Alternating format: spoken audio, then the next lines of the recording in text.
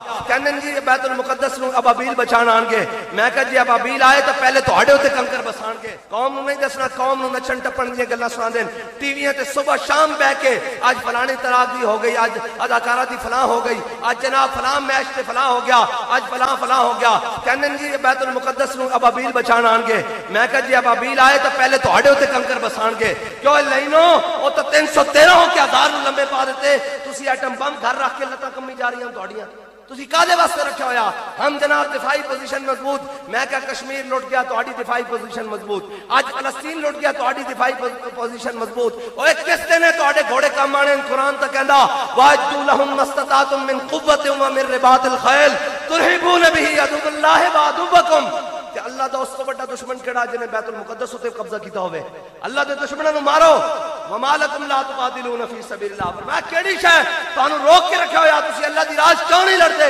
اسی بھی تائی پوچھتے ہوئے اللہ دی راہ کیوں نہیں لڑدے؟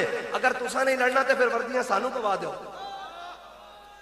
لبیک لبیک یا رسول اللہ لبیک لبیک لبیک یا رسول اللہ لبیک. اے ہتھیار ساڈے حوالے کر دیو. اسی تا خالی ہاتھ ہوندے ہاں تے فیض آباد وچ کہندے بندہ بھی 150 تے لکھاں فورسز تے جناب شیل تے جناب فلاں تے پولیس تے فلاں تے فلاں سارا کچھ ہوے تے کہندے بندہ 150. میں کہا جے خالی ہاتھ ہو کے 150 کامیاب ہو سکتا ہے نا, جے ساڈے ہاتھ وچ آ جائے نا خالد اور ٹینک تے جناب درار تے جناب غوری اور غزنوی تے پھر اسرائیل دی جرت نہیں ہونی او فلسطین دے بچے نو قتل کرے. ہاں پھر تو نہیں کرنی ہونی, پھر تو ہی ہونا.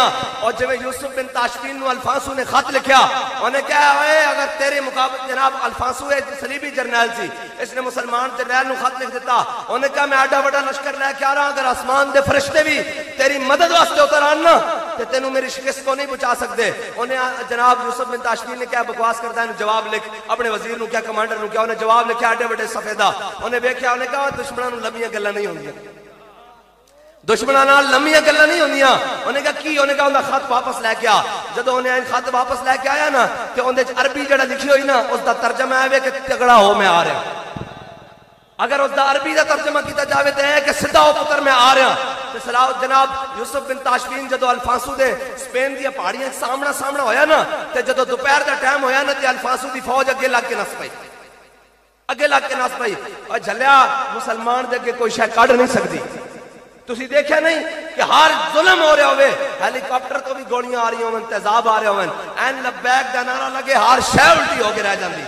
لبیک لبیک یا رسول اللہ لبیک لبیک لبیک یا رسول اللہ لبیک لبیک لبیک یا رسول اللہ لبیک لبیک. اور خالی یہ گل ہی نہیں, مسلمان ہاں اقبال کہتا کافر ہے تو شمشیر پہ کرتا ہے بھروسہ.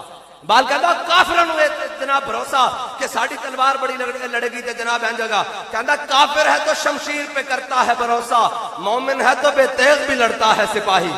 ہاں مومن ہوئے امیر المجاہدین جیسا, اے ہاتھ میں لڑنا نہ تلوار لیکن پھر بھی ناموس رسالت کا چوکیدار.